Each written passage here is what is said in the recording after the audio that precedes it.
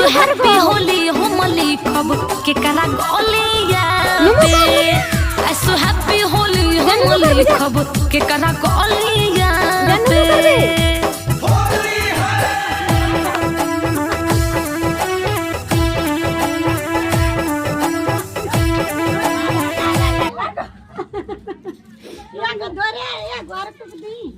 बोले को छागल को वाला रंग दिखे जा